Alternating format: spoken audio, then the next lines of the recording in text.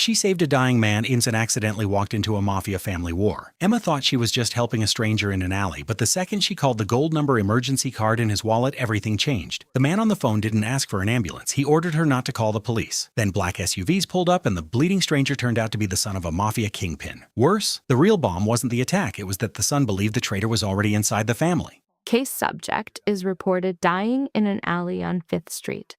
Initial contact initiated by an unknown female citing an emergency contact protocol. A 3-second pause followed her report. Not the latency of shock, but the controlled silence of a psyche habituated to acute crisis. The caller, Emma Turner, age 28, exhibited signs of fatigue, still in her work uniform, kneeling beside the bleeding subject. The responding voice articulated a set of directives that triggered a pronounced neurophysiological reaction in the subject. Do not engage law enforcement. Do not alter his position, and under no circumstances disclose his discovery. She should have terminated the call. She complied.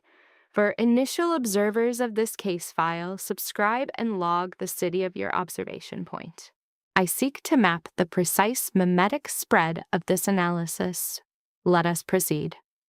Subject Emma Turner's established behavior included a strict protocol of avoiding strangers in alleys.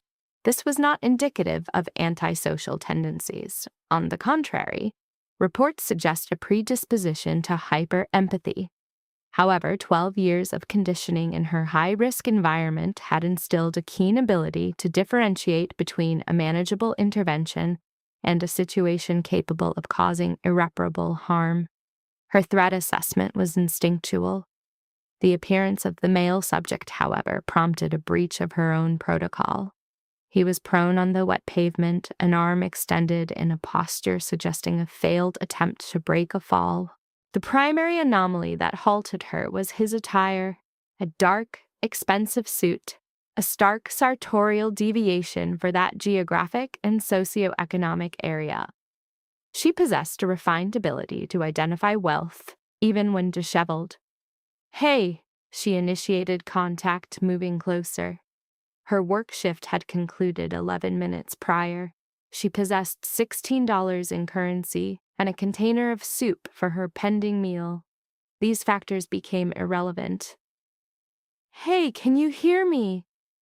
No response. She assumed a crouching position, applying 2 fingers to his carotid artery, a procedure learned in response to a paternal cardiac event when she was 12. That was her formative exposure to profound helplessness. A pulse was detected, faint, arrhythmic but present. Okay, she vocalized, regulating her breathing. Okay, you're still viable. She repositioned him onto his side, at which point she observed the blood evidence. A dark saturation originating from beneath his jacket, staining his white shirt. A severe visceral response was noted. This was not an accidental fall. The subject had sustained a deliberate, targeted injury. I need to call. She retrieved her phone, initiating the sequence for emergency services before a primal instinct intervened. This impulse originates in the limbic system, the region governing survival responses. She analyzed the blood. She analyzed his clothing. She analyzed the sterile alleyway and registered its emptiness as intentional, a space that had been purposefully cleared. She aborted the call to emergency services. She instead accessed his jacket pocket, searching for identification, for a name, for any data that would clarify the nature of assistance required. The wallet was dense. Upon opening it, the driver's license was immediately visible. Ethan Sullivan, age 34. The listed address was in an affluent sector of the city. She examined the reverse side. Nothing anomalous. Then a business card emerged from behind the license, landing on the pavement. It bore no name, logo, or corporate affiliation, only a phone number in gold-colored ink that reflected the ambient light. Below the number, in precise lettering, were 4 words. For emergencies only. Call. Emma assessed the bleeding man at her feet. She retrieved the card. She dialed. It cycled twice, only twice. Then, "Who is this?" It was not an inquiry, but a demand, delivered with a vocal control so profound it was almost mechanical. It was the sound of a judgment being rendered. "My name is Emma Turner," she stated, proud of her vocal stability. "I'm employed at Murphy's Diner on 5th Street. I located a man, unconscious, in the alley. His name is Ethan Sullivan, per his license. I found this number in his wallet. I was unsure who to contact. He's hemorrhaging badly, and I—" "Stop!" She ceased speaking.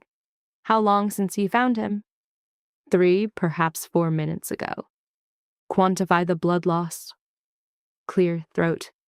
"It's—" She applied careful pressure to his side, felt its warmth, and had to suppress a panic response.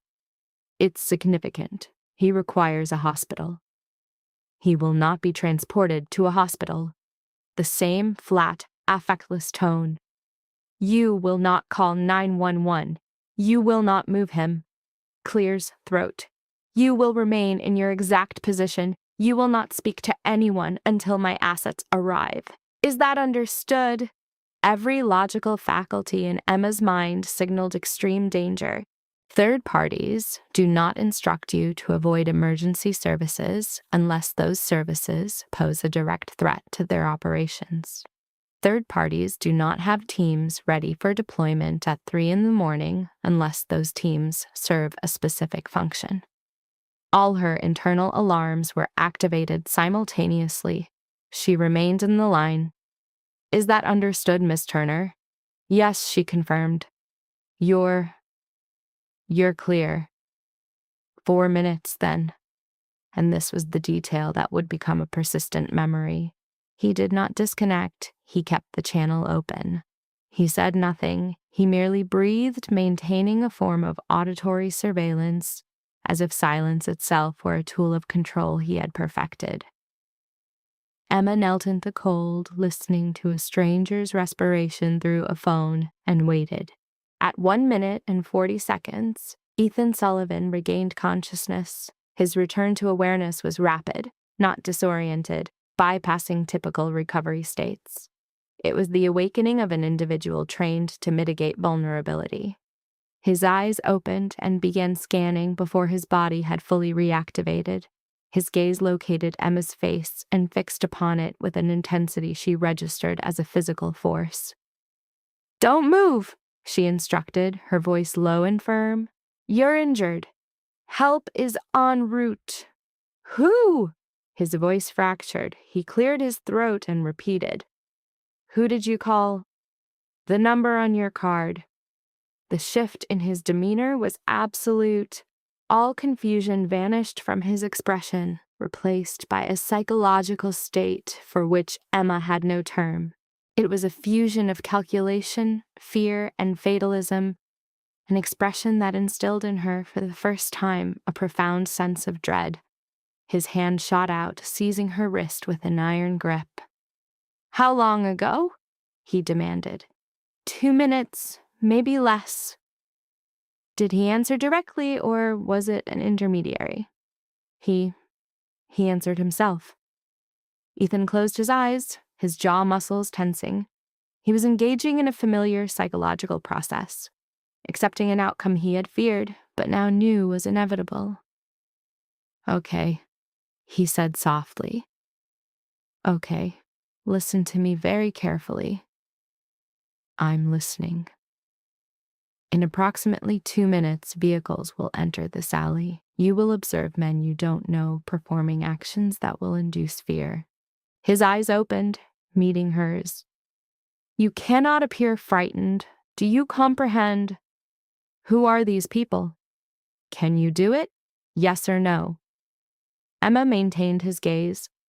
12 years of managing hostile and unpredictable individuals had given her a specific skill. Call it composure, the capacity to experience fear while projecting calm. Yes, she said. He nodded, then offered something close to an apology.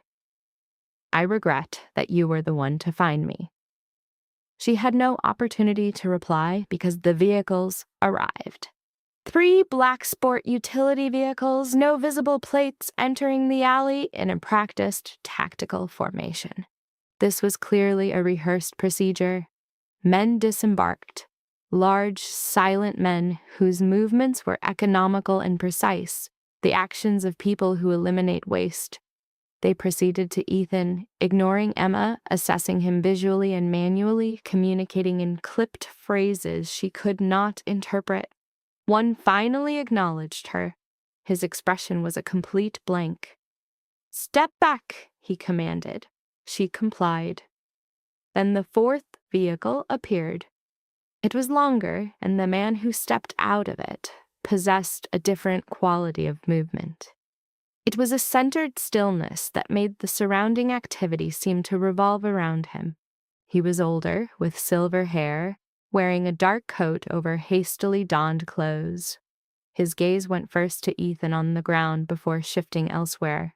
In that brief moment before his emotional mask was re-engaged, Emma saw it, the unmediated terror of a father. Then the facade was restored, and Vincent Sullivan walked toward his son. Ethan. He knelt, placing a hand on his son's face in a gesture so fleeting and intimate that Emma instinctively looked away. It felt like observing a moment too private for an outsider. "I'm fine," Ethan said. "You are not fine." Vincent rose. He turned, and his eyes found Emma as if he had been tracking her location all along, as if he knew exactly where she would be standing. He moved toward her. Emma had confronted intimidating individuals before, across the counter of a diner late at night when they were inebriated and hostile. She knew how to maintain her composure. She did so now.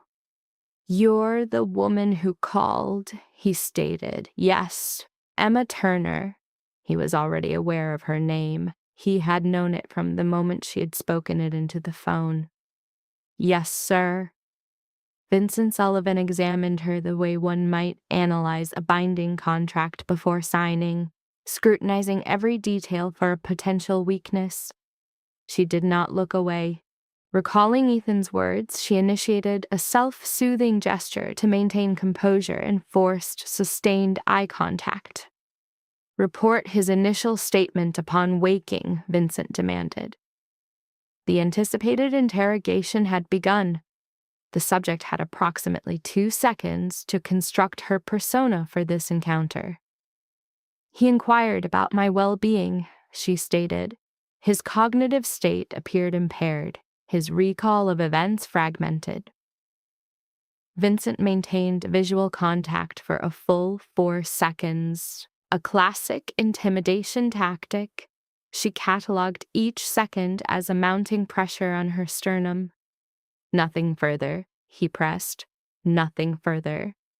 A pause followed, after which a subtle shift occurred in his facial expression. The change was neither effective warmth nor overt approval, but a more calculated assessment. It registered as recognition, consistent with an individual conditioned by pervasive deceit, who now processes a statement perceived as truthful. The subject, Emma, could not determine which scenario posed a greater threat. "My son's survival is a direct result of your correct decision-making tonight," Vincent stated. "Literally and figuratively," he paused. "That is an action I do not forget."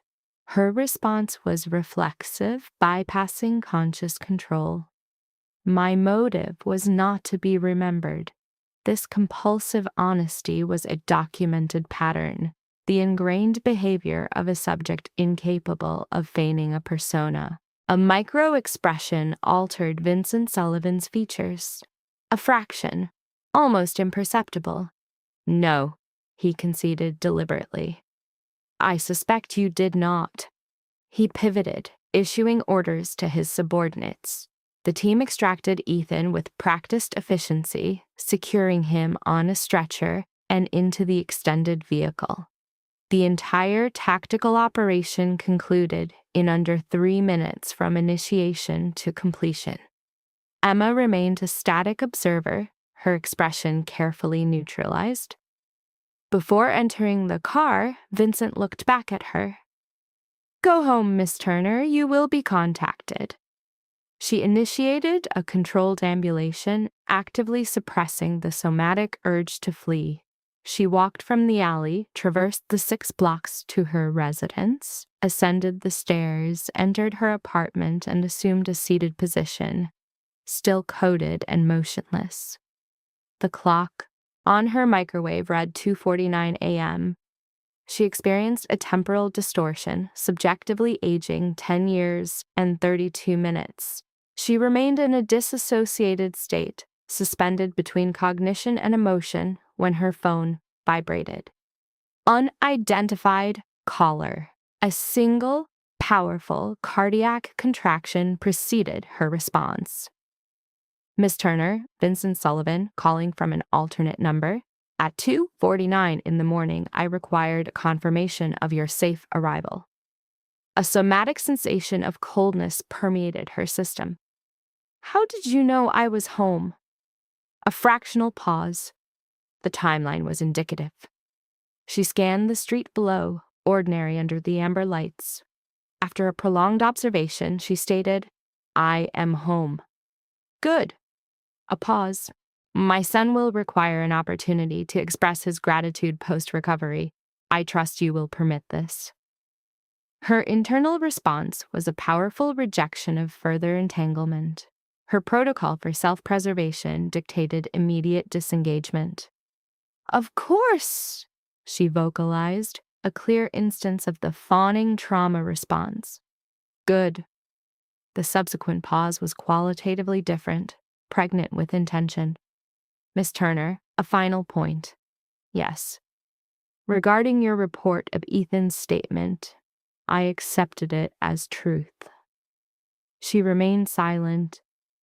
"It is important you know I accepted it," he continued, "because it was my choice to do so. Do you perceive the distinction?" Emma remained immobile in her cold apartment, coat on, hands clasped.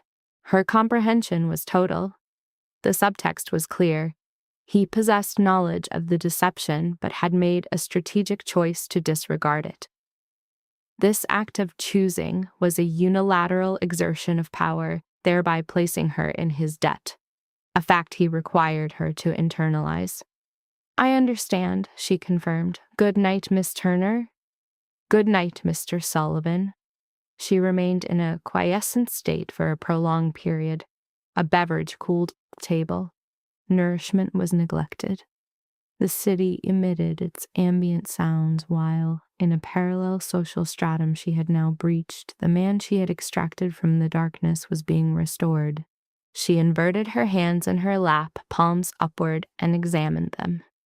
These were the instruments that had assessed a stranger's carotid pulse, that had held a business card with a golden number. These were the hands that had applied pressure to a hemorrhage, while a voice on the phone gave directives not to move, call, or speak. The very life she had made peace with. She understood, sitting in the kitchen at 3 in the morning, that this psychological equilibrium was terminated. The ruminative question preventing sleep was not, "What have I done?" but rather, "What happens next?" She sensed the answer would manifest, regardless of her readiness. She returned to her employment the next morning. What was the alternative? To call in sick and ruminate on a phone call with a man whose voice was a psychosomatic splinter at the base of her spine. Emma Turner had made rent every single month for 11 years without fail. Her methodology for this was consistent presence. So, she was present.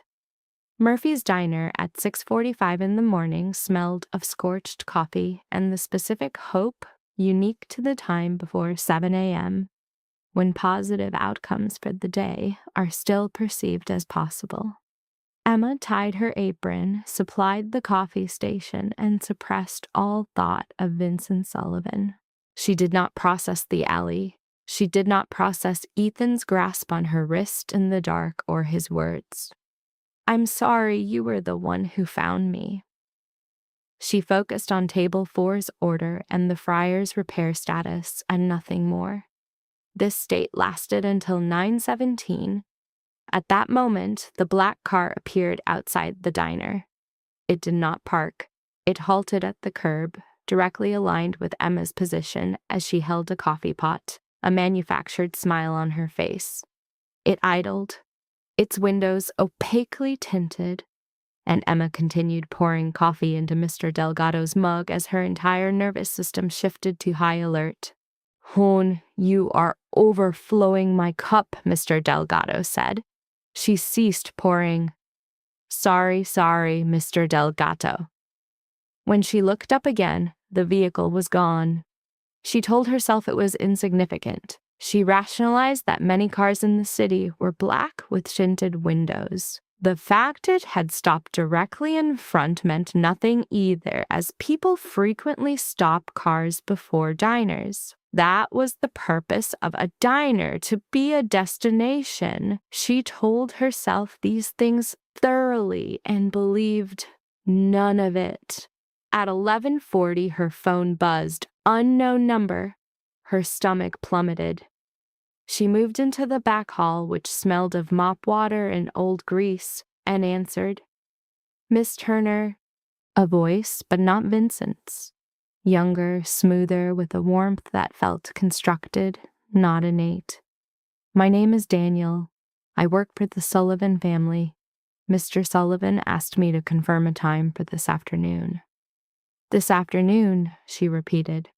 "Yes, ma'am. Mr. Ethan Sullivan wants to thank you personally. Mr. Vincent Sullivan has arranged it." "I work until 3, Emma said. A brief pause. "Of course, 4 o'clock is fine. A car will come to the diner." "I do not need a car. I can—" "A car will come to the diner," Daniel reiterated with the same pleasantness and the immovability of a wall painted to resemble a door. "We will see you at 3, Miss Turner." He terminated the call. Emma stood in the back hallway of Murphy's Diner, observing her phone. Then she executed the only sensible action she could conceive, returning to work. The alternative was to remain still and think, and thinking was currently a counterproductive state. At 2:55, while refilling napkin holders, the bell over the door chimed. A man entered who was incongruous with the environment. Not because of his suit, which was impeccable, not because of his movements, which suggested ownership of the space. It was his eyes, which were dark, scanning, then locking onto Emma with the certainty of one confirming a detailed description against a live subject. "Miss Turner," he said. "I'm early. I hope that is acceptable." He was not Daniel, who was a voice. This man was different. He was Ethan Sullivan, bearing no resemblance to the man she found on the ground. He appeared to be the kind of man for whom the ground itself would have yielded, had it possessed the awareness. "You are," she began, "significantly more vertical than when I last saw you." "Yes," he replied with a phantom of what might have been a smile. Subject 1, Ethan, initiated direct contact seeking validation for the unscheduled visit. The patient, Emma, began a rapid threat and status assessment. Her appearance, work apron, diner scent, pen behind her ear, a grease mark on her sleeve for 3 hours, was deemed inadequate for encountering a subject of his presentation. Her response was a directive. "Give me 5 minutes!" Issued without awaiting his compliance. She terminated her work shift, citing a family emergency with a controlled vocal tone. She performed perfunctory grooming at a rear sink, making eye contact with her reflection in a cracked mirror for precisely 10 seconds. The patient engaged in self-talk, stating, "You're fine," to her reflection, which met with internal skepticism. The repetition, "You are fine, he's just a person," indicates an attempt to downplay the subject's perceived status. Upon re-entry, Ethan was seated with coffee, having been served within the 5-minute interval. His act of standing upon her approach, a deviation from modern social norms, registered as a significant emotional stimulus within the patient. She verbalized, "You didn't have to come yourself." He replied, "I know," maintaining eye contact. In the diner's lighting, she noted indicators of trauma. Fatigue around his eyes, a controlled posture, and jaw tension suggesting unresolved pain. His statement, "I don't do most things I don't have to do," framed his presence as a deliberate choice. Emma assumed a seated position beside him, a maneuver to de-escalate formality and manage physical discomfort. Her inquiry, "How bad was it?" prompted a clinical summary of his injuries: 2 cracked ribs and a laceration requiring 22 stitches. He acknowledged the visual severity of the incident, which she confirmed had appeared fatal. This shared trauma appears to be the primary motivator for his visit, as he stated, "That's why I came." His justification was her life-saving intervention, followed by her deliberate deception of his father within the same 30-minute time frame, an act he deemed worthy of discussion. The term "lied" was introduced into the environment without mitigation. The subject directly confronted her action, demonstrating he understood its gravity. The patient attempted to reframe her action as an omission. "I just didn't tell him everything." Ethan equated this to a lie within his family's operational framework. He then demonstrated advanced social intelligence by stating he already understood her motive, forgoing the question. His small, restless handling of a coffee mug was the first observable break in his otherwise polished composure.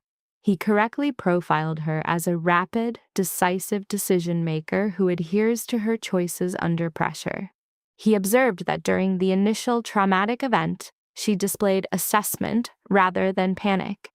The patient attributed this to her extensive experience managing high-stress situations during 12 years of difficult employment. She stated, "I've had practice," to which he replied, "So have I," suggesting a parallel but different history of threat management. A period of silence marked their shared status as survivors processing the event's meaning. The patient then probed the nature of the assault, inquiring if it was random, though she had already concluded it was not based on his reaction to her call to the gold number. She sought verbal confirmation. He affirmed, "No," stating the attack was targeted. He confirmed the assailants possessed insider knowledge of the card and the implications of activating that specific contact number. His gaze became sharp, analytical, and showed traces of clinical approval. "You worked that out," he observed. She outlined her deductive process. His query about the call's timing, not its existence, flagged the call itself as a trigger. She concluded the attack was designed to either draw his father to his location or away from another. Both scenarios required intimate knowledge of the family's operational protocols. In response, Ethan Sullivan set down his mug with deliberate care, observing her with an unreadable expression. "You're not what I expected," he stated. His expectation was a display of fear, a typical response. "I am scared," Emma countered, clarifying her emotional state. "I'm excellent at scared. I'm just not going to let it run my face while I'm talking to you." This display of high-level emotional regulation appeared to breach his defenses. His expression shifted, becoming unguarded, revealing a glimpse of the individual beneath the layers of conditioning, the persona constructed by family and circumstance. It was a brief view of the core identity of the subject known as Ethan Sullivan. "My father wants to meet with you again," he announced, causing the patient to cease all movement. "Formally, at the house tonight." He classified their prior encounter not as a meeting, but as a field assessment. The coming interaction would be different, intended as a formal expression of gratitude and, more critically, a psychological evaluation. Ethan chose his words with precision, noting, "He wants to understand you better." The ambient diner noise seemed to recede. "Understand me," Emma repeated, processing the statement. Ethan confirmed, "You know something now. My father needs to know what kind of person makes that kind of choice." The patient surveyed her normative environment, the coffee machines, menus, regular patrons, contrasting it with the new reality. She tested her autonomy. "And if I say no?" Ethan's response was measured and candid. "You can say no, but I'd be lying if I told you it wouldn't matter." A refusal would create an information vacuum for his father, which he would fill with his own, likely dangerous conclusions. This would trigger a threat response protocol. "So, it's not really a choice," she concluded. "Everything is a choice," Ethan corrected. "My family just has a way of narrowing the options." The accuracy of this statement triggered an involuntary, genuine laugh from the patient, an unexpected response that seemed to surprise the subject. Having processed the situation, she agreed. "Okay, what time?" 7. A car would be sent." He then revealed he had driven himself, and his father was unaware of this preliminary meeting. This admission was accompanied by non-verbal tells, a slight postural shift and micro-tensions, indicating the statement's significance. "He doesn't know you came first," Emma observed. "No." When asked why, Ethan's gaze was steady. "Because I wanted to talk to you before he did." He paused, indicating the difficulty of his next statement. "That whatever he asks you tonight, you can tell the truth about what I said in the alley. I'll handle what comes from it." This was a significant strategic shift. "You want me to tell him the truth?" she queried. "I want you to stop carrying a lie for me," he clarified. The patient began a rapid reassessment, noting he had acted preemptively outside his family's knowledge. He was instructing her to reveal the truth, an act seemingly designed to shield her from the consequences of a deception she had chosen. "Why do you care?" she asked. "I know what it costs holding things for my family," he responded. He terminated the interaction by standing and leaving an excessive payment for his coffee, precluding any debate. "I didn't want that to start for you because of me," he stated before moving to the door. She addressed him formally, "Mr. Sullivan," and he turned. She asked directly, "What did you say to me in the alley? The part you didn't want your father to know?" The environment seemed to quiet. Ethan Sullivan maintained eye contact from a distance, then replied at a volume audible only to her. "I said I didn't know who did it, but I said I had a suspicion." He paused. "And I said I thought it might be someone inside." He then exited, leaving her to process the new information. The patient now possessed a dangerous asset, the knowledge of a potential internal threat within a highly efficient and dangerous criminal organization, a betrayal from within the family unit itself. The case's inciting incident, Subject Ethan Sullivan was discovered incapacitated in an alley, a consequence of familial betrayal. Crucially, the patriarch, Vincent, remained unaware that his son knew the perpetrator's identity. This critical information was then transferred to a third party, Emma Turner, a waitress subsisting on $6 an hour plus tips. Her reaction was notable for its controlled composure. She methodically concluded her work duties and prepared for the inevitable summons. The transport arrived at 6:55, its color predictably black. Displaying situational awareness, she deemed the license plates irrelevant, assuming their ephemeral nature. Her compliance in entering the vehicle signified a conscious decision. A key psychological trait of Turner is a pronounced inability to question an action once it has been initiated. This post-decisional rigidity contrasts sharply with the period of intense rumination that precedes her choices. Aboard the vehicle, she observed the environmental shift from her own neighborhood to a more affluent one, a physical manifestation of her crossing a socioeconomic and psychological threshold.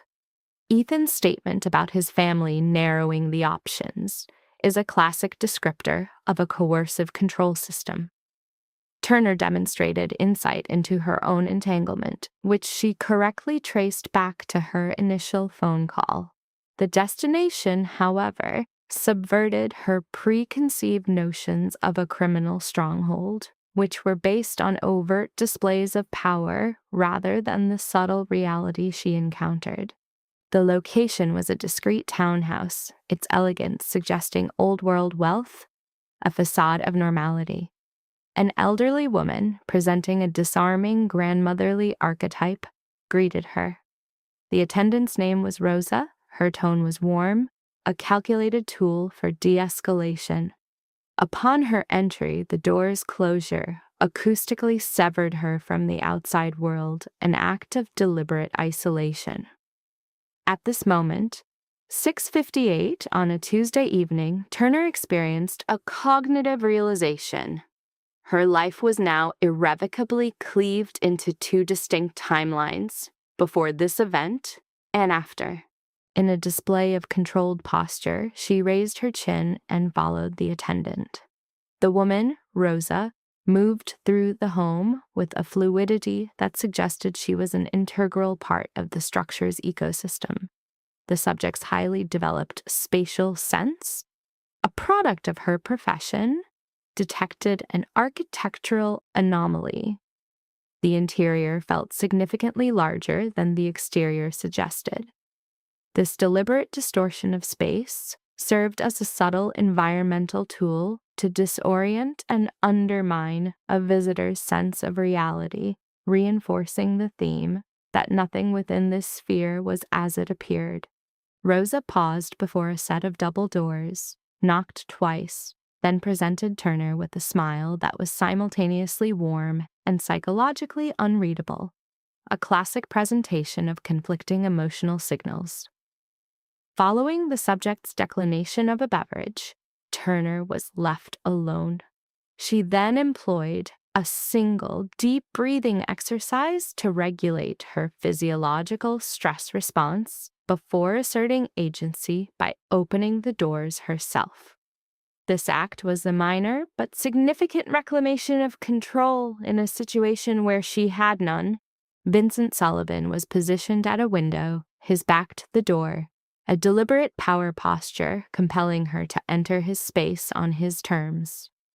The ensuing pause was a nonverbal communication of dominance, which she correctly interpreted as a statement about his own importance. When he turned, his appearance was more composed than in their previous encounter in the alley. The subject mentally classified the alley version as a reactive prototype, and this as the controlled, final model, a testament to his capacity for extreme compartmentalization. The only physical feature consistent with the alley encounter was his eyes, which continued to assess and categorize her. The seating arrangement was a tactical choice. By forgoing a desk, he created an illusion of intimacy while increasing her psychological exposure. There were no barriers between them. His opening gambit was not a question, but a statement of his knowledge, a technique to assert informational superiority from the outset. Emma blinked, processing his claim that his son had already reported her refusal of an earlier car. "And my son tells me most things," Vincent stated, his tone level. The qualifier, eventually, hinted at the coercive nature of his information gathering. He then directly probed for the content of her private conversation with Ethan. The subject engaged in a rapid cognitive triage, balancing Ethan's directive to tell him the truth against the potential consequences. She carefully delineated the boundaries of her disclosure. "He thanked me," she reported. "He told me about the injury. He told me about tonight, and he asked me to tell you the truth about what he said in the alley."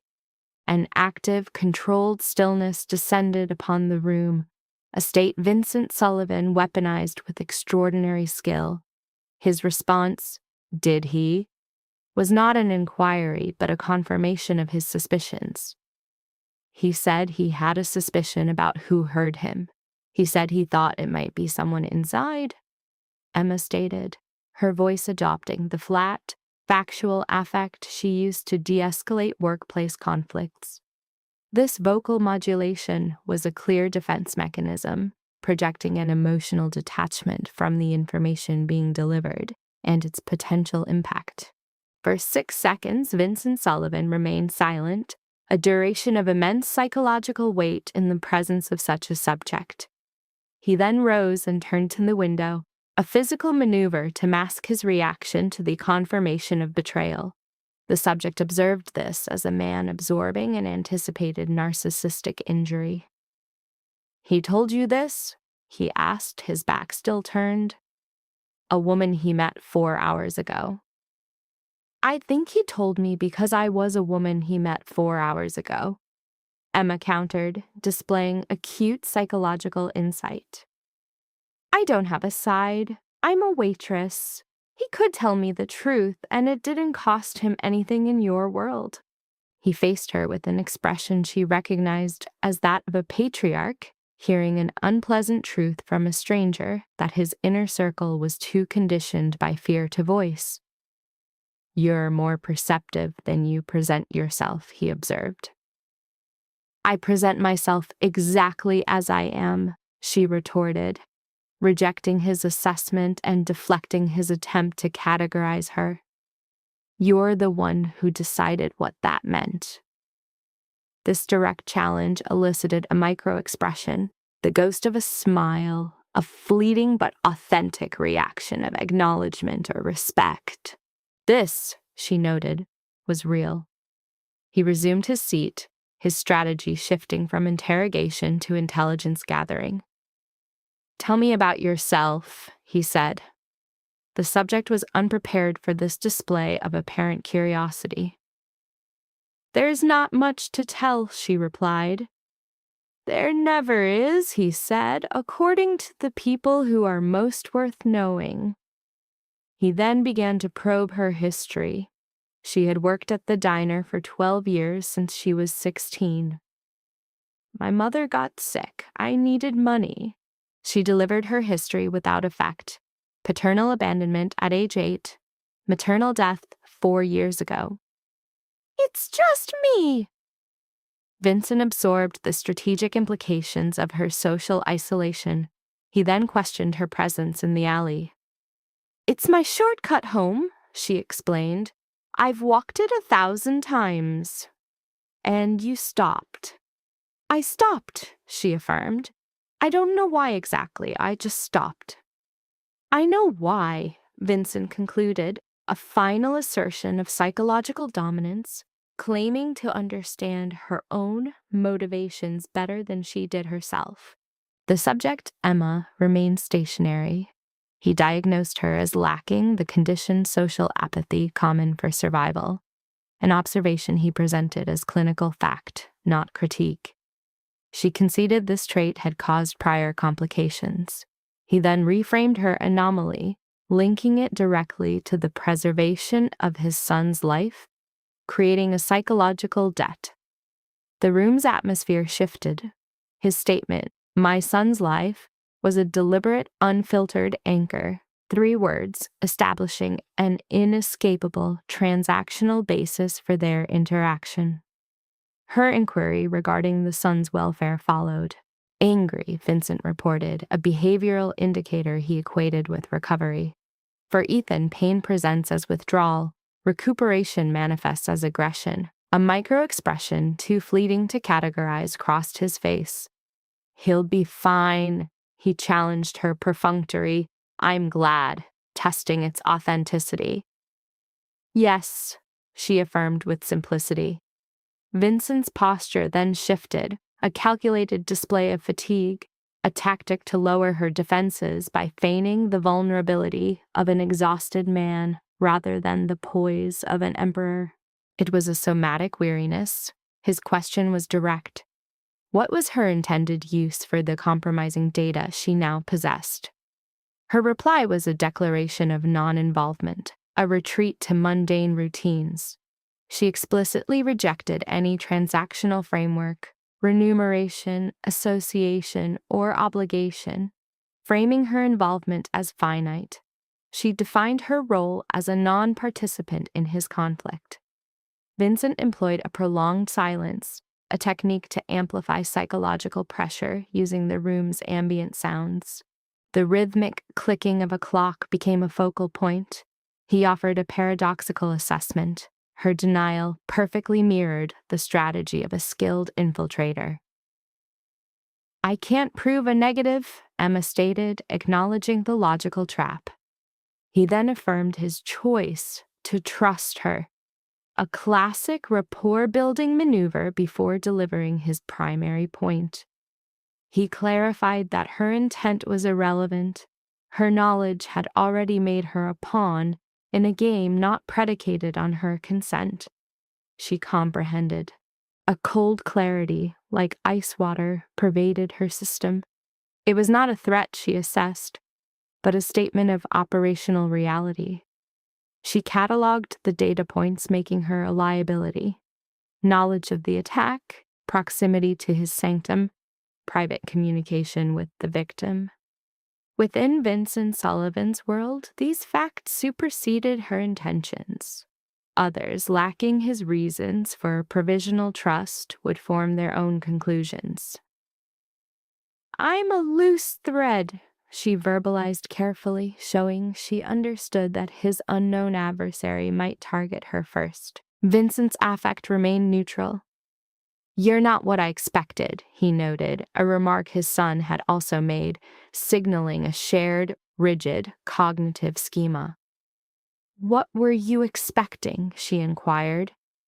She confessed she had anticipated a bribe for her silence and was prepared for a conflict between moral indignation and pragmatic acceptance. A near smile held for a full second. "And which would you have been?" "Probably both," she admitted, displaying a self-aware duality. "I'm efficient," she added. Vincent stood, and the dynamic shifted with the palpable change of momentum one feels in a decelerating vehicle. "I'm not going to offer you money," he stated. "I'm going to offer you something else." He summoned his subordinate, Rosa, who materialized with practiced efficiency. A brief, inaudible exchange occurred between them, a deliberate act of exclusion that reinforced Emma's status as an outsider under his control. Rosa nodded and vanished. Vincent turned back. "I want you to have a number," he said. "My personal line." The instruction was to report any deviation from her routine, a directive designed to induce hypervigilance. "You think I'm in danger?" she asked. "I think," Vincent said precisely, "I would rather you had a way to reach me in 30 seconds than need one and not have it." At that moment, Ethan entered, his expression indicating he was unaware of this specific meeting. Emma registered that while Ethan knew of the meeting, he was ignorant of its content, and he was now rapidly assessing the scene. "You told him," Ethan accused Emma. "You told me to," she countered. An intricate, wordless communication passed between father and son, a shorthand developed over decades. "Who do you think it was?" Vincent asked his son, the direct question landing with force. Ethan's slight pause before answering was itself an answer. He was weighing what intelligence to divulge. "Not here," Ethan said, his gaze shifting to Emma. "She stays," Vincent commanded. "She's a civilian," Ethan countered sharply. "She stopped being a civilian when she dialed that number," Vincent stated, asserting that Emma herself understood this. He held his son's gaze. "She stays." Emma observed the silent power struggle, analyzing a world where silence was tactical and every moment was weaponized. She met Ethan's gaze without apology, refusing to perform contrition for a decision made by his father. "Caruso," Ethan said finally, directing the name at Emma, as if testing its weight in the presence of an outsider. Vincent added context about Caruso's recent territorial expansion. "You said to wait," Ethan stated, his voice flat but taut.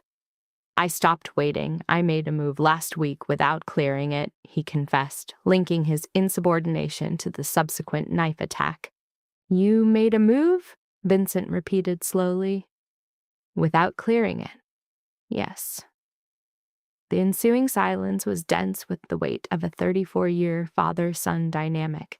This was no longer a business matter. "Why?" Vincent asked, the quiet word landing with devastating impact. "Because I knew you'd say no," Ethan replied. A complex expression crossed Vincent's face, not rage, but a grief born from a profound, narcissistic wound, the realization that his heir viewed his judgment as an impediment. It was the grief of a man forced to acknowledge a willfully ignored reality. "You thought," Vincent said carefully, "that Caruso had someone inside." Ethan's silence was a confession. Vincent turned to the window, his posture rigid as he undertook a fundamental restructuring of his worldview. "How long?" he asked. 4 months, Ethan replied.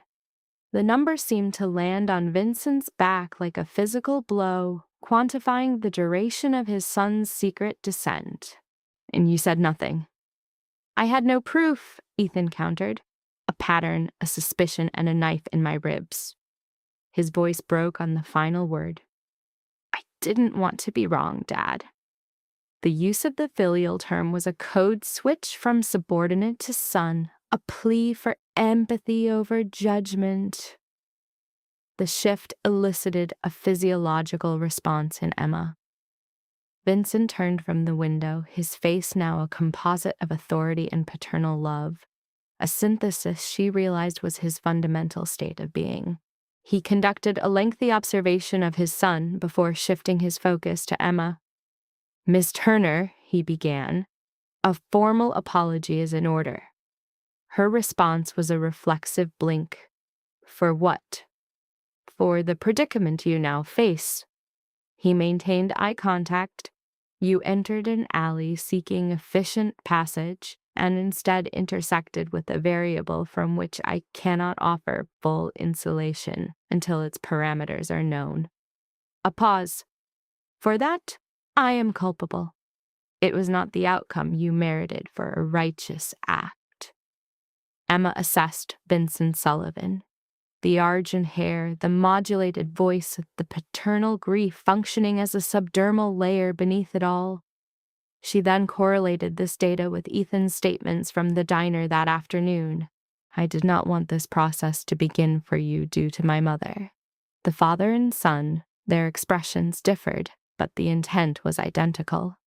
a highly specific and protective posture toward a civilian who had breached their perimeter through a fissure in the dark.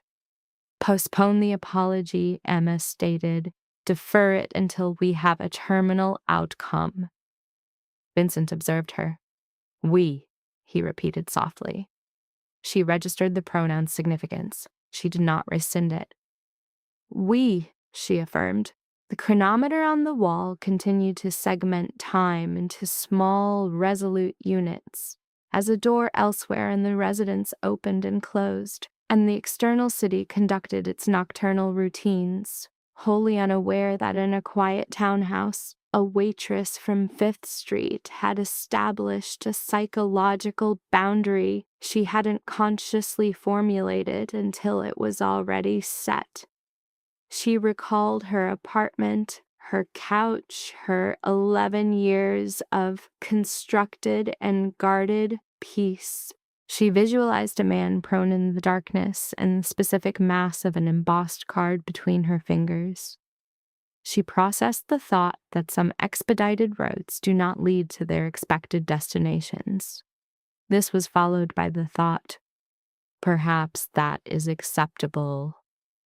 She departed the Sullivan residence at 9:47 and was present at Murphy's Diner by 6:15 the next morning, which was consistent with the established behavioral pattern of Emma Turner. A subject who entered untenable situations, withdrew, and then resumed normative functions like tying an apron and brewing coffee, as financial obligations are indifferent to personal crises, as was Mr. Delgato's standing order for eggs over easy with rye toast. Yet a fundamental shift in the geometry of her existence had occurred, which she first detected in minor anomalies. The black vehicle observed outside the diner on the previous morning had been replaced by a silver one. This iteration was a different model with different plates, positioned half a block down the opposite curb. It was present upon her arrival. It remained during her break.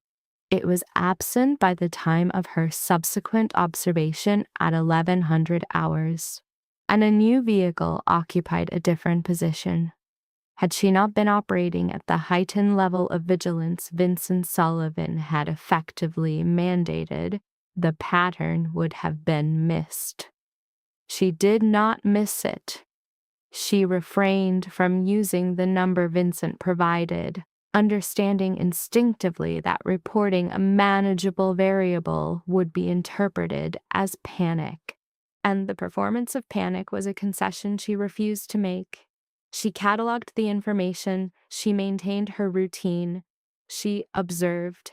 At 1300 hours, an unknown male subject occupied a seat at the counter, ordered coffee and apple pie, maintained visual contact with his phone for the duration, and left a $20 bill for a $7 order without engaging anyone visually.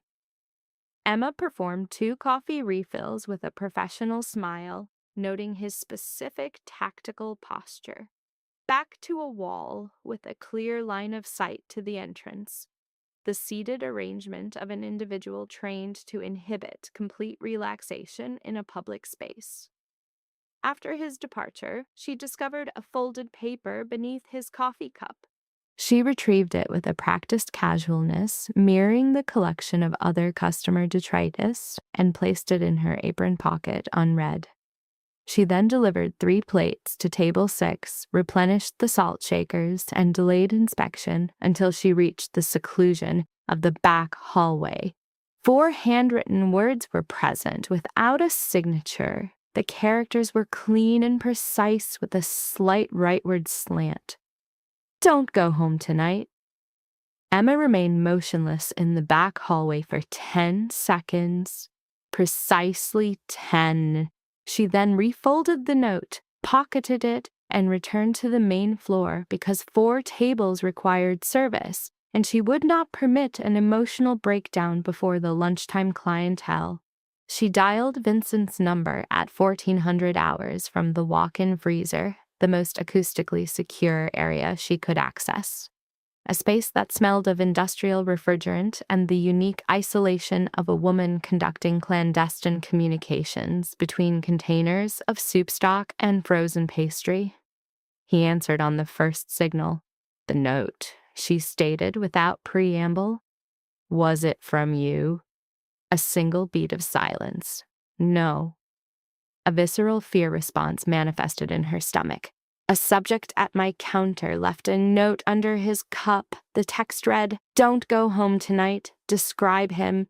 She provided a description: height, build, posture, positioning, the $20 payment for a $7 order. She could hear Vincent relaying the data in a low tone to another individual in his room. The words were rapid and indistinct. Emma. It was the first instance of him using her given name without the honorific, and its absence registered as a minor electrical shock. Are you still at the diner? Yes, my shift ends at 1500 hours. You will not go home at 1500 hours. You will wait inside the diner. An operative will make contact. A pause. Do not depart with anyone who fails to use the word November. Is that understood? November, she echoed. Yes. Do not be afraid. I am not afraid, she responded automatically. Then, with more accuracy, I am frightened, but I am functional. She detected a sound from his end that, in a different man, might have been a brief exhalation of something approximating warmth. That is all I require you to be. Remain inside. She remained inside. She cleaned the coffee machines twice. She restocked napkin dispensers that were already full. Her manager inquired about her well-being, and she replied yes, just fatigue from a long week. Her manager noted, "Honey, it's Wednesday," Emma replied. "I know, that is my point." At 3:22, the bell over the door chimed and Ethan entered.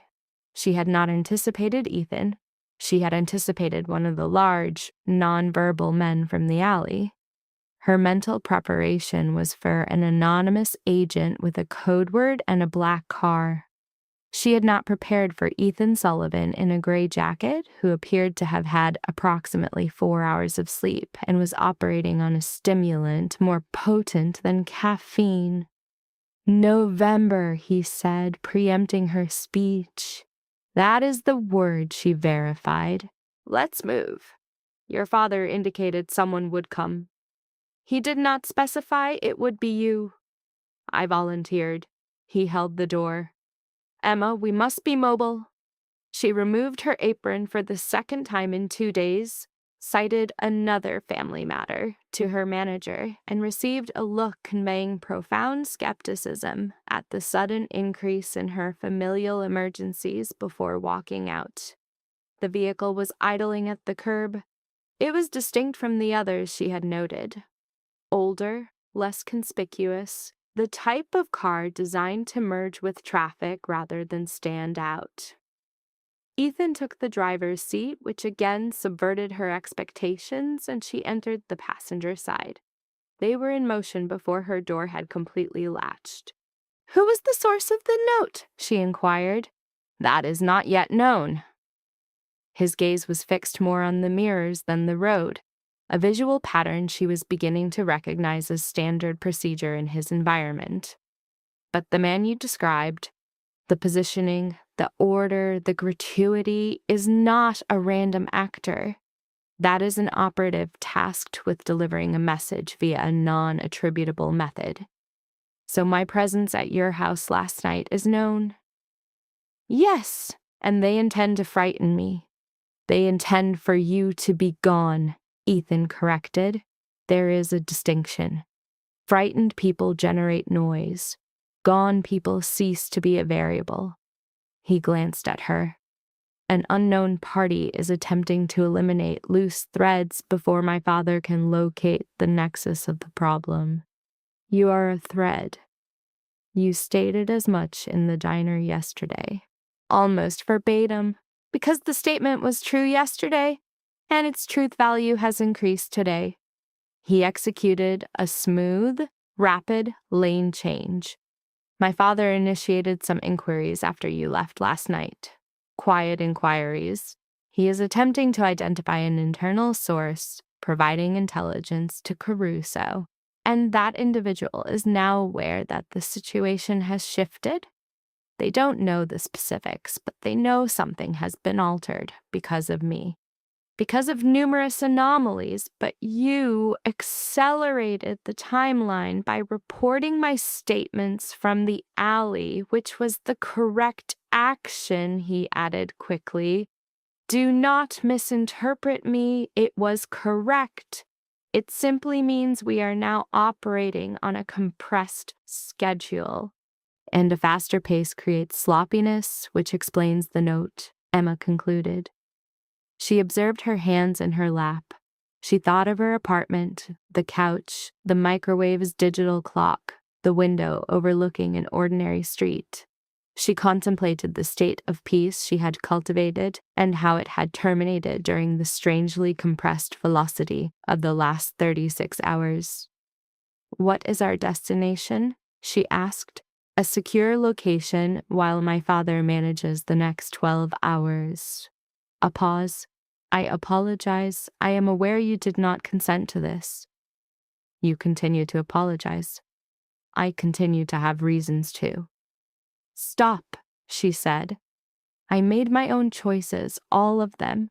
Do not remove my agency by classifying them as your fault. He glanced at her again. This time the look extended beyond what mirror checks required, long enough for a state of mutual observation to be established. He returned his eyes to the road with the comportment of a man discovered in an act of uncertain permission. They drove for 20 minutes. The urban density around them attenuated, then reconstituted itself differently. A new neighborhood, a new texture to the street life. Still metropolitan, but quieter. The residential quiet of a place where inhabitants have learned each other's routines through long-term proximity. Ethan parked and escorted her up the steps of a brownstone that was meticulously maintained, unlocked the door with a key from his jacket, and held it open for her entry. Inquire about whose residence this is, the subject queried. It is mine, he affirmed, clarifying its distinction from the family estate. Upon her entry, the environmental contrast with the Sullivan townhouse was absolute and immediate. Not in terms of quality, the space was well maintained and functional, but in its ambient temperature and character. The family home was a curated statement. This was a habitat. Books were stacked horizontally atop others. A coffee mug rested unwashed on a side table. A jacket was draped over a chair at an angle no domestic staff would ever permit. She experienced an unexpected, inconvenient, and immediate sense of being at ease. Sit where you prefer, Ethan directed, moving toward the kitchen. Do you require sustenance? I must advise you. My culinary skills are technically legal, but ethically dubious. I am fine, she responded, just before a visceral, somatic contradiction from her stomach, the kind that occurs after a day of anxiety-suppressed appetite. In fact, whatever you have. She registered the sounds of his activity in the kitchen, cabinets, the refrigerator, a stove being lit, and sat on the sofa, allowing herself, for a moment, to cease performing composure.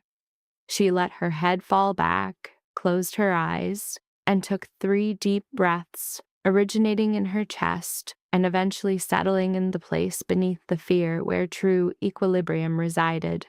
Are you all right? Ethan's voice emanated from the kitchen. Yes, just speak to me. Provide a distraction. Her eyes remained fixed on the ceiling. Tell me something unrelated to any of this. A silence followed, punctuated by the sound of stirring.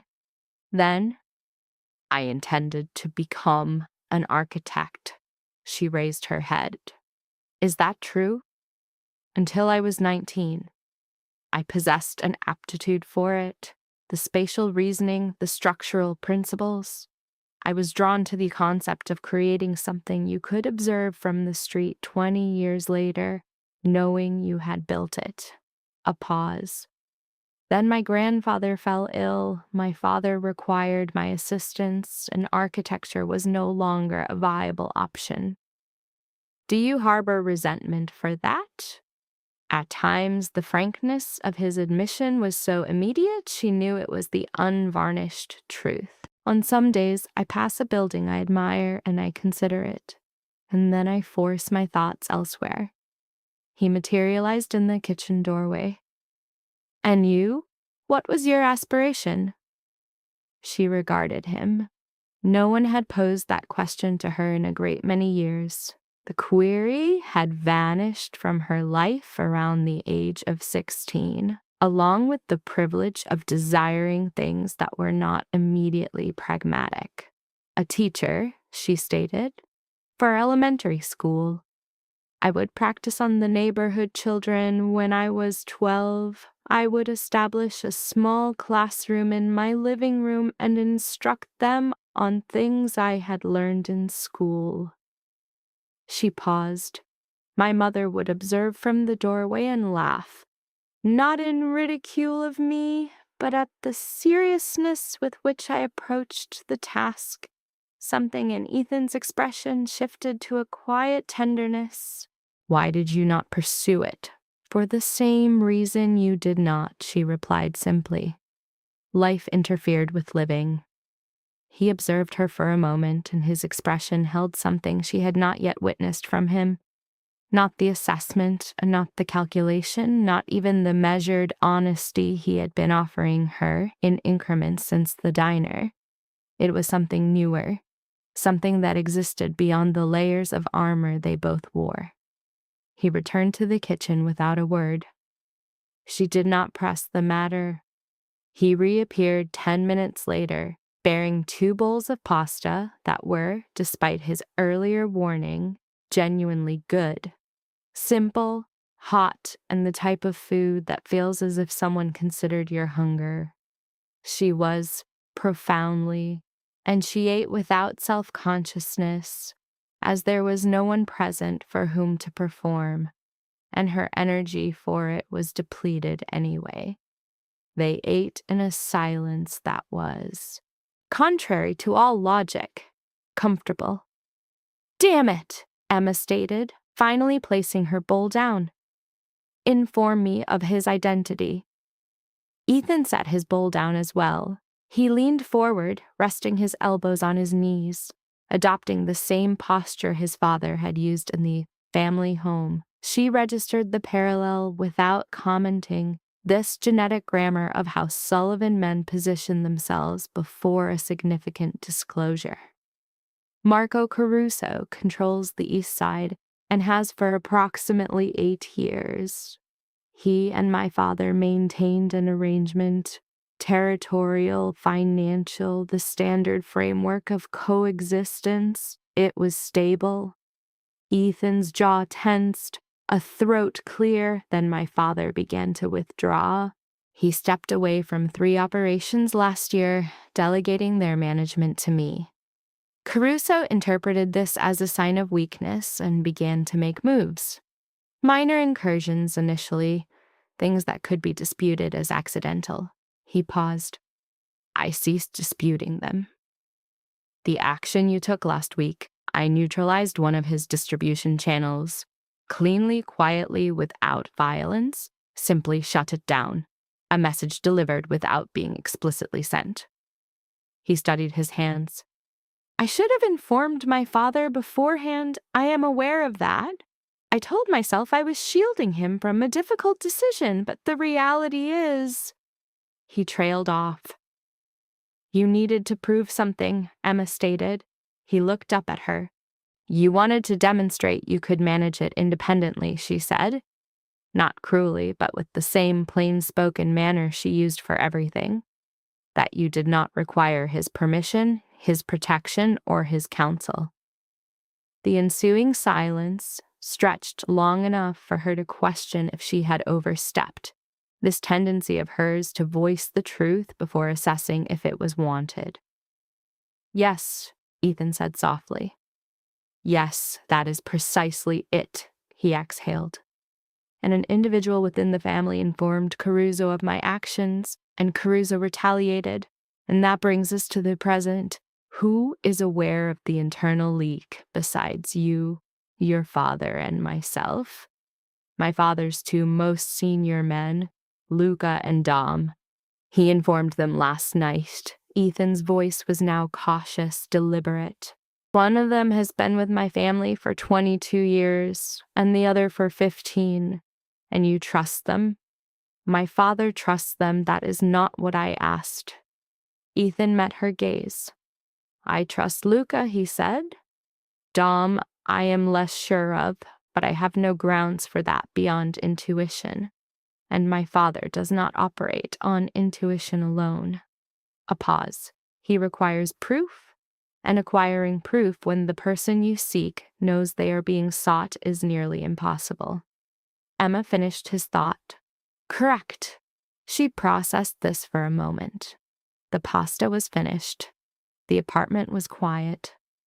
Outside, a car passed, and she tracked its sound automatically, a new instinct she seemed to be acquiring, not relaxing until the noise receded and continued on its way. "The note," she began, "don't go home tonight. If it wasn't from you or from your family, then it originated from Caruso's faction, which signifies someone on his side is aware of me." "Correct."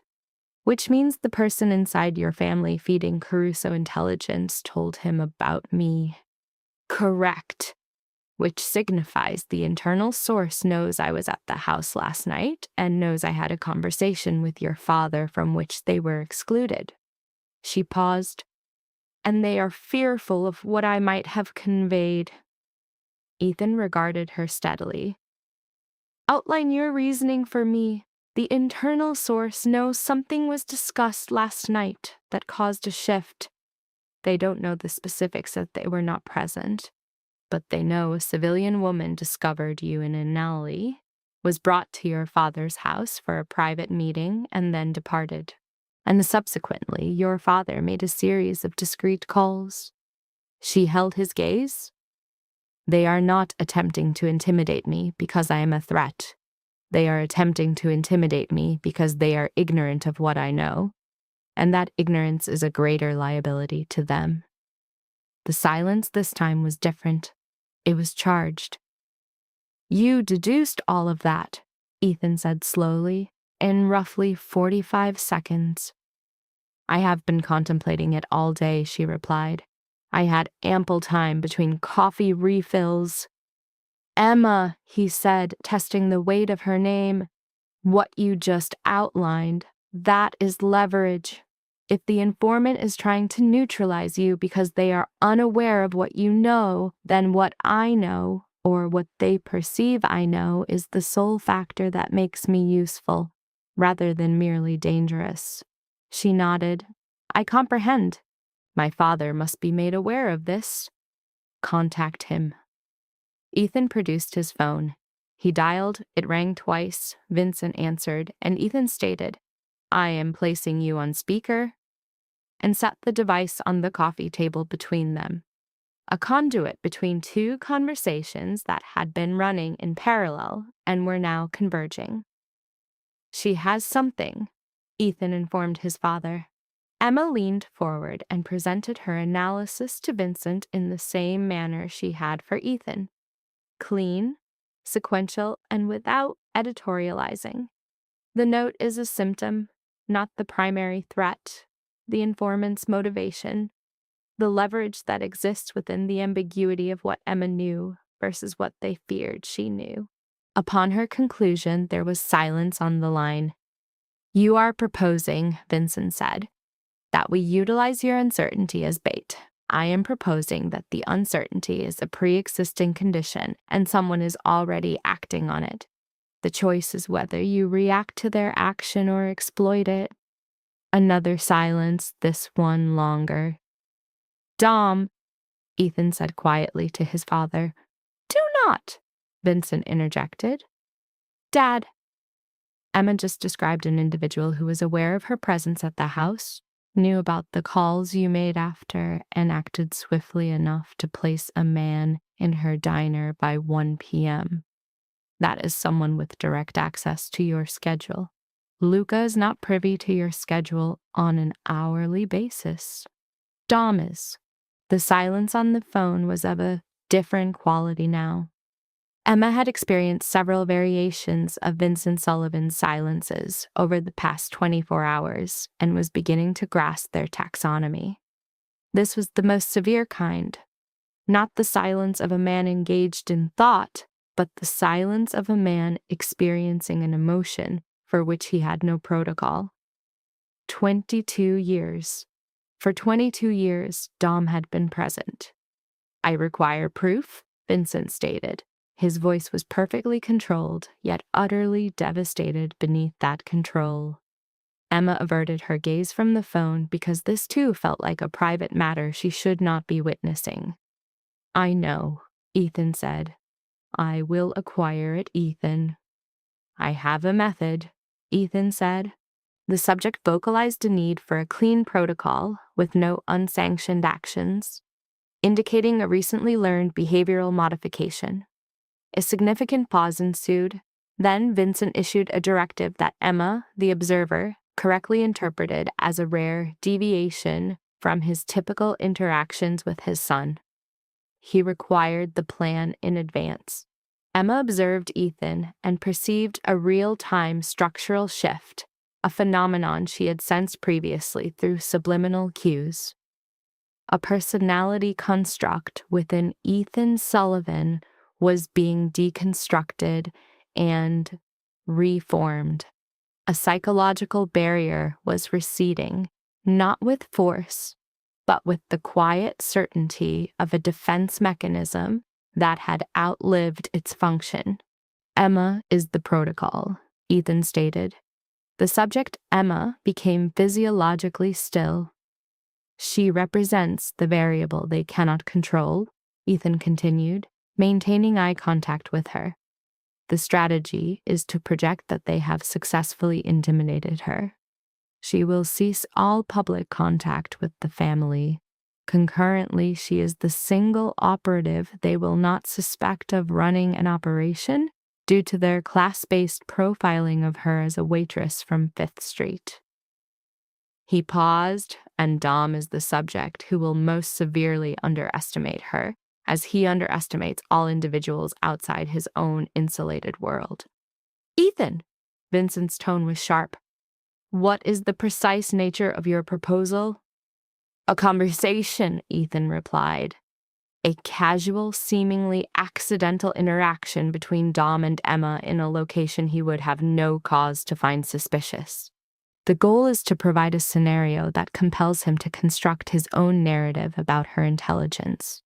It is a stimulus designed to confirm or deny his allegiance based on his reaction." He paused. "She is proficient in such interactions, Father. Your 1-hour assessment of her last night confirms this." A silence extended for 15 seconds, then 20. Emma quantified the time as a coping mechanism for the part of her psyche that was processing her new role as the central element in a plan she had not yet consented to. "Miss Turner," Vincent said, "are you present?" "I am here. No one will coerce your participation. I state this plainly before my son so that no ambiguity exists." A pause. "But I must ask you directly, what is your intention?" Emma recalled the note beneath the coffee cup. She processed the image of the silver vehicle outside the diner. She considered a man who had been within Vincent Sullivan's trusted circle for 22 years and had for 4 months supplied intelligence to the party responsible for the near-fatal assault on Ethan. She calculated the cost of allowing such a breach to go unanswered. She reviewed the case file of her mother, a woman whose pattern was avoidance and whose life was marked by quiet regret. And Emma, who lacked this specific survival trait, who had intervened without hesitation for a dying stranger in an alley, who had confronted Vincent Sullivan with the truth, and who had, within the last 36 hours, ceased to be an invisible entity. "Provide me with the profile on Dom," she said. She detected Vincent's minimal exhalation, a single degree of relieved pressure in the controlled atmosphere of his location. A 61-year-old meticulous subject, narcissistic about his ability to read people. Restaurants. He uses restaurants for contacts. He rotates the same 3. He is scheduled for Carmine's on Thursday. Thursday, Emma repeated. This provides a 2-day window. "You're not obligated," Ethan began. "I am aware of my non-obligation," she stated. She met his gaze directly. "Cease categorizing me as a fragile asset. I am not fragile. I am a professional who has managed difficult personalities in enclosed environments for 12 years, and I am informing you that I can engage a target in a restaurant and elicit the required intelligence." She paused. "What I require from you is the complete intelligence file on him, his vocal patterns, his sources of pride, his fears, his vanities, and his psychological vulnerabilities." She looked at the phone. "From both of you." A silence. Then Ethan responded quietly, his voice little more than air. "Okay."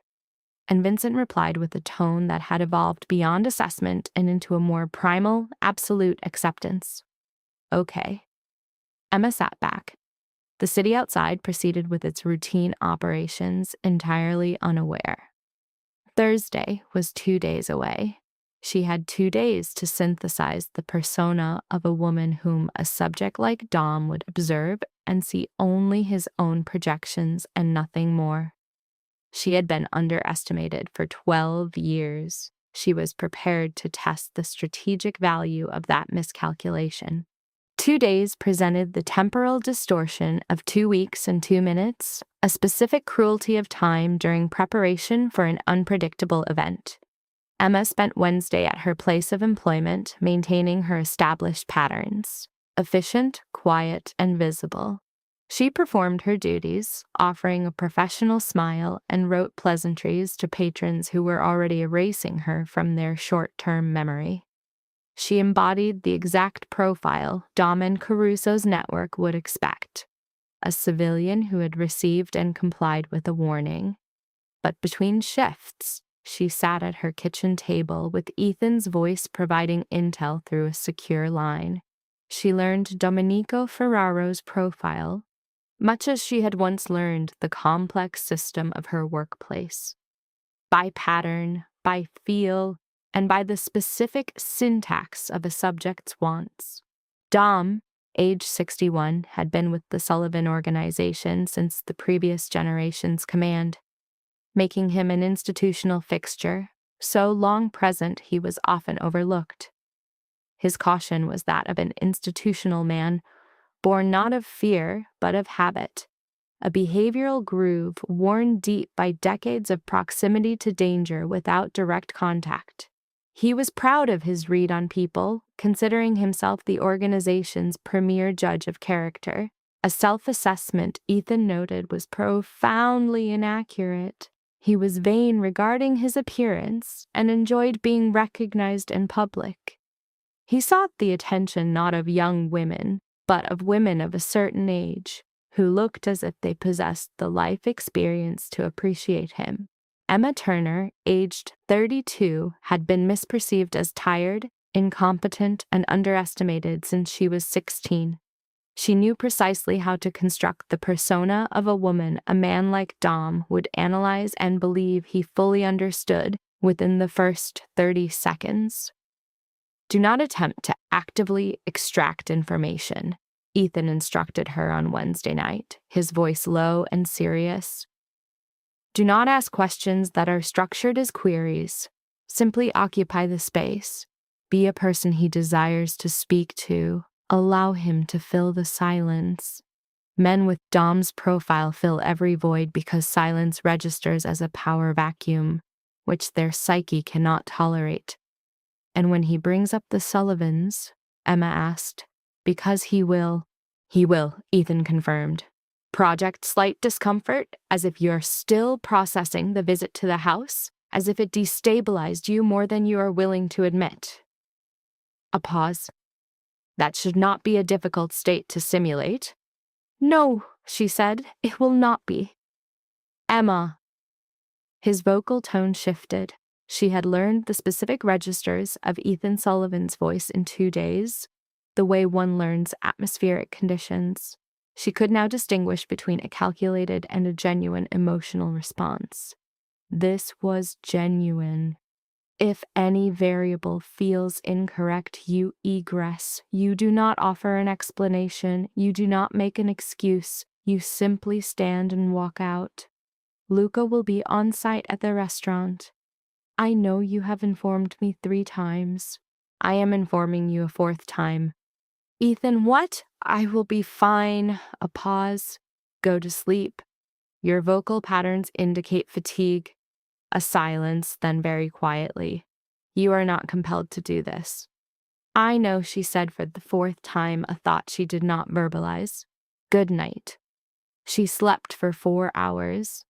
Waking at 5 in the pre-dawn darkness, she lay in the silence and executed her standard fear management protocol, a direct cognitive confrontation with the anxiety, mapping its actual dimensions instead of the distorted shadow it cast.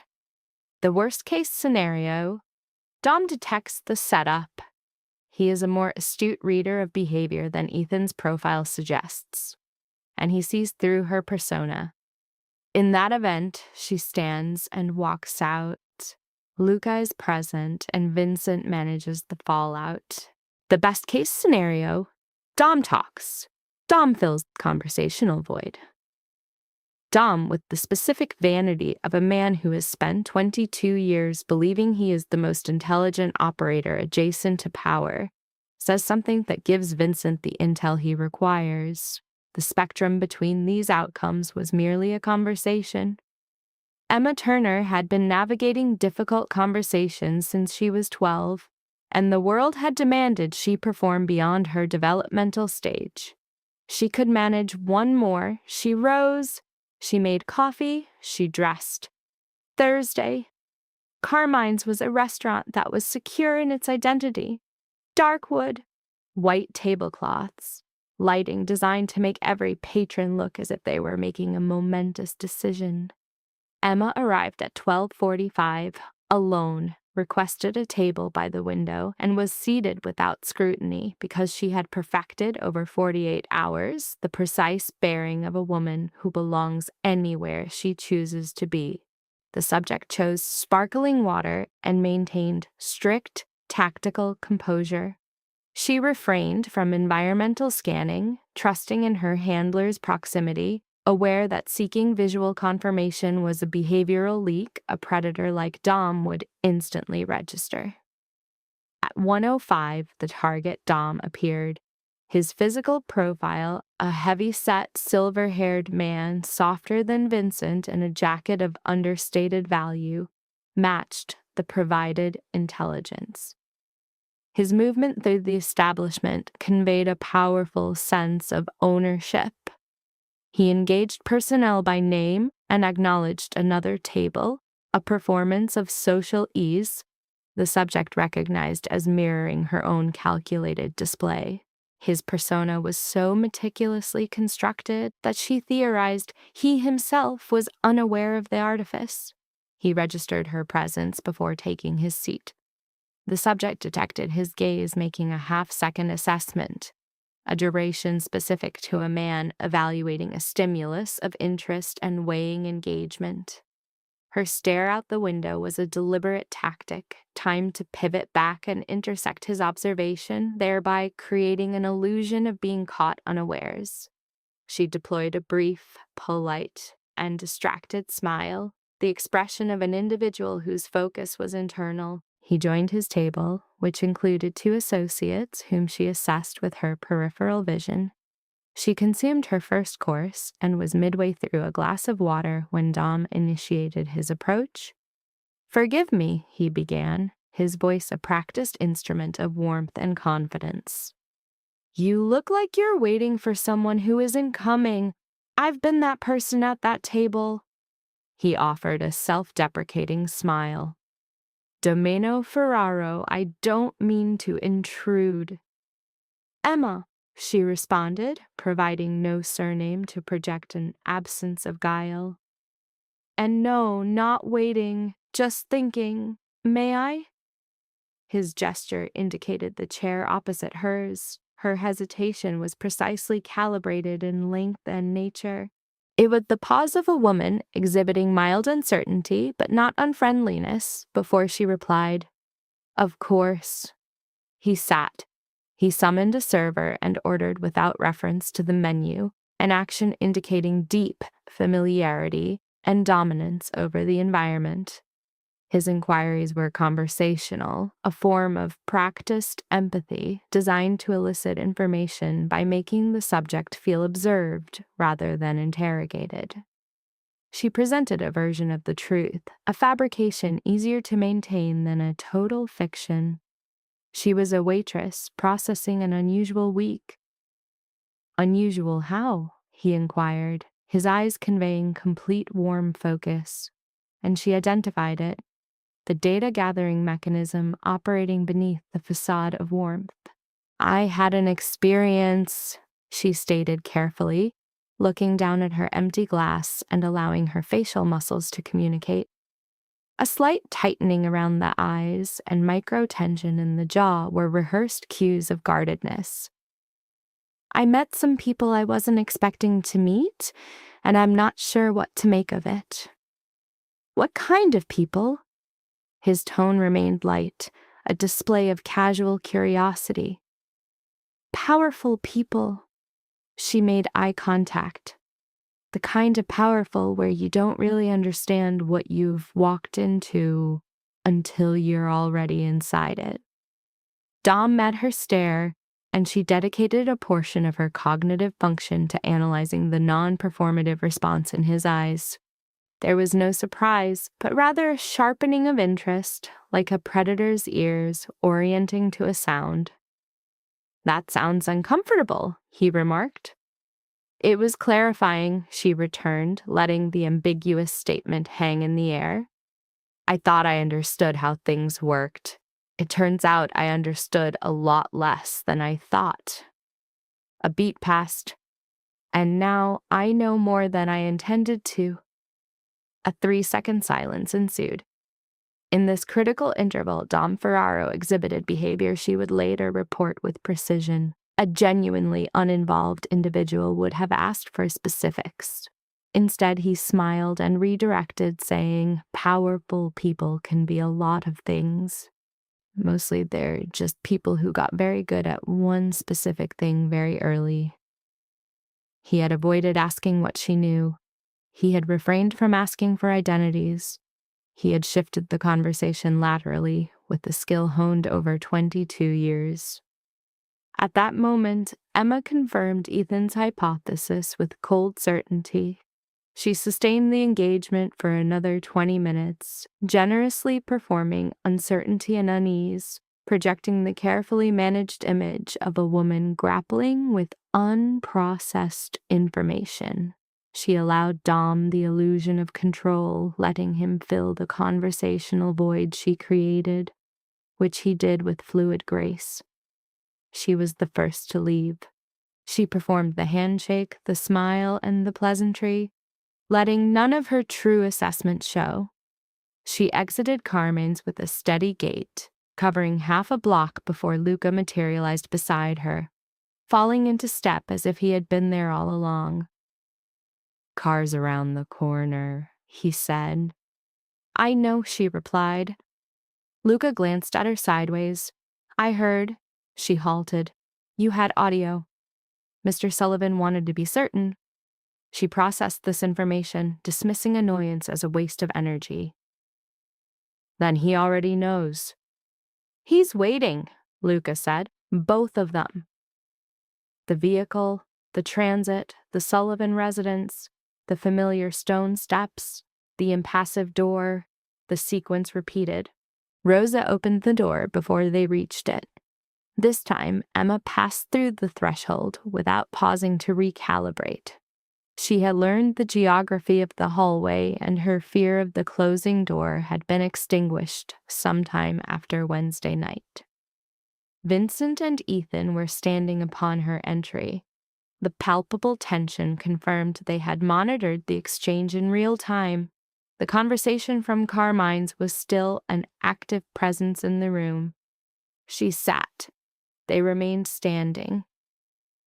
"He didn't ask," she reported.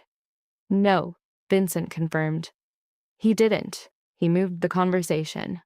He used the same redirect twice. Once when I stated I knew more than intended, and once at the mention of powerful people. Both times he moved sideways instead of forward.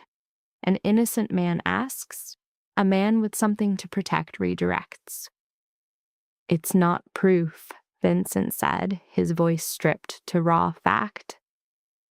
"No," Emma agreed. But it was what Ethan said it would be, a confirmation or a clearing, and he didn't clear himself. The subsequent silence was the most profound she had yet experienced there. She watched Vincent Sullivan weigh 22 years of trust against a 40-minute conversation conducted by a waitress during a $30 lunch paid for on his behalf. She did not rush him, as certain psychological burdens must be fully felt before they can be shifted. Ethan's eyes met hers across the space. A silent exchange occurred, something beyond conversation or simple understanding. It was a mutual recognition between two people who had reached the same conclusion from opposite trajectories, realizing now they had been converging on this point all along. "I need to make a call," Vincent said. "Excuse me." He exited, the door not quite closing behind him.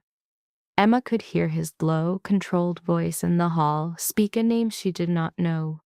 Twice, before the sound became too faint to discern.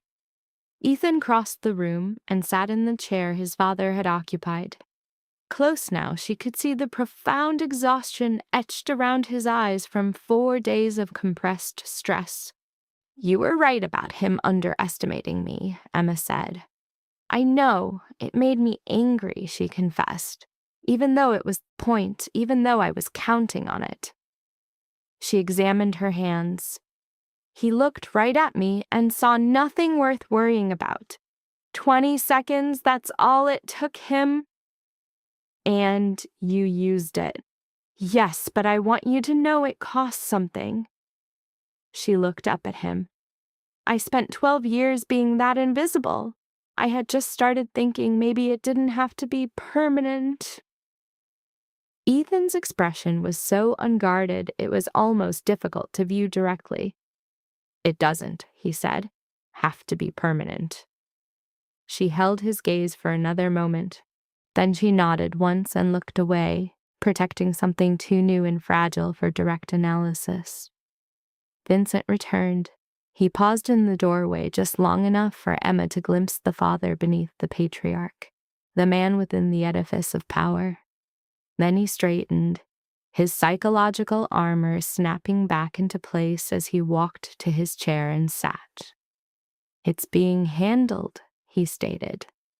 Emma did not ask how. She understood there were sectors of this world she had agreed to access, and sectors she had not. The handling of Dom Ferrara was firmly in the latter category, and she would keep it there. "And Caruso?" Ethan asked. "Caruso is a separate conversation for a separate day," Vincent replied, looking at his son. A new protocol was established, total transparency, with no unilateral actions. Vincent paused, the silence containing 22 years of a complex dyadic relationship. Ethan affirmed the terms, meeting his father's gaze. A palpable realignment occurred, a mutual recognition that their 34-year dynamic had irrevocably shifted in the last 4 days. It was not fractured, but reconstructed, stronger at its repaired stress points. Agreed, Ethan repeated. Vincent nodded. His focus shifted to Emma. Miss Turner, he began, then stopped. He observed her with the expression of a man whose mastery of rhetoric had just been rendered obsolete by an unforeseen variable. I lack the appropriate terminology, he finally stated, for your cumulative actions this week, all of them, every decision point since the alley. Emma initiated a verbal response. Do not call it nothing, he interjected quietly. Allow me to articulate this. She complied. You entered a situation entirely external to you. You then executed every decision correctly under duress, without conditioning, for no reason other than an apparent constitutional inability to ignore crises. He paused. You shielded my son with deception. You provided me with truth in my own residence. Today you engaged in a psychological contest that individuals in my world require years to master. You accomplished this with 48 hours of assimilation and the specific poise of an individual so chronically underestimated they have learned to weaponize it. His vocal delivery was highly controlled, quiet, and sincere. I am indebted to you. This is not a statement I make. It is an objective fact. Emma processed this input for a moment. She experienced a memory recall. Her mother, observing from a doorway as she instructed neighborhood children. This was followed by an associative memory of being 16 with an ailing parent and 12 years of perpetual motion as a defense against confronting her perceived environmental constraints. Her thoughts indexed the catalysts: a gold card in the dark, the tactile feedback of a pulse, the decision to initiate a call. I require one thing, she stated. Vincent maintained eye contact. Specify it. When this concludes, all of it, Caruso, Dom, and any subsequent events, I need confirmation that it is fully resolved. I need you to inform me directly. She paused. I will not live in a state of hypervigilance, questioning if the silver car remains a threat. You have my word, Vincent responded immediately. There was no hesitation, no calculation. It was the assurance of a man who understood certain currencies hold more value than money. She nodded, stood, and collected her bag. She looked at Ethan, who returned her gaze with an expression she first catalogued in his apartment. It was the expression that existed behind his psychological armor, one she assessed as having been witnessed by few, if any, in recent years. Thursday next week, he proposed. She tilted her head. The meaning? I intend to come to the diner for coffee. He held her gaze, and the subtle, genuine smile returned. If that is acceptable. Emma Turner observed Ethan Sullivan, the subject she had discovered hemorrhaging in an alley 4 days ago. This man whose reality was quantitatively and qualitatively dissonant from her own. She reflected on architects who assume new roles, teachers who become waitresses, and life trajectories that diverge unexpectedly. Thursday, she confirmed, I will reserve a space for you. She proceeded down the hall. An associate, Rosa, was waiting by the door. The transport was at the curb.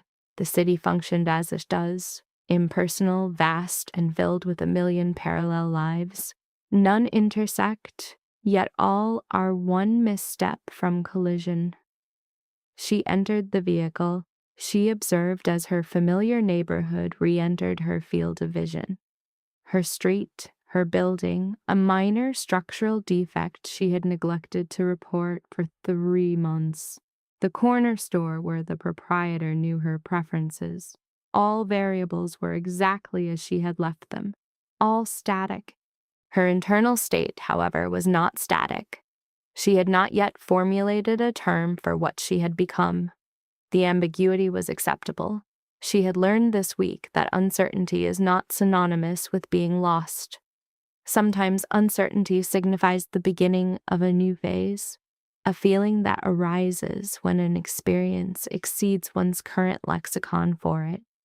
She exited the car, she ascended the steps, she entered her residence and stood in the quiet of her apartment. In the ordinary light of a life that had not ceased, but had fundamentally changed its configuration, she stowed her jacket, she prepared coffee. She sat at her kitchen table, turning her hands palms up, observing them one last time with the old inquiries. What is the function of these hands? What is the sum of this existence? What does a woman like me ultimately represent? And for the first time in 12 years, she possessed an answer. She had intervened, she had acted in the dark, she had made the call, she had remained. She had looked Vincent Sullivan in the eye, conveyed the truth, held her ground, and entered a high-threat environment, emerging with her identity intact and a specific certainty of a woman who had discovered at 32 that her life's training was not for serving coffee. It was for this. The coffee was ready. She poured a cup. She sat in the ordinary quiet of her ordinary life, which was no longer ordinary and never would be again. She felt no grief for this, nor did she fear it. Emma Turner had reconciled many things in her life. This was not a reconciliation. This was a condition she would elect to maintain each day with full consciousness. The expanded life, the wider reality, the iteration of herself, who intervened when her conditioning screamed otherwise. The one who initiated contact via the gold card, even as her hands trembled. She had located a dying man and preserved his life. In doing so, without intent or request, she had resolved her own existential crisis. This was not insignificant. It was not chance.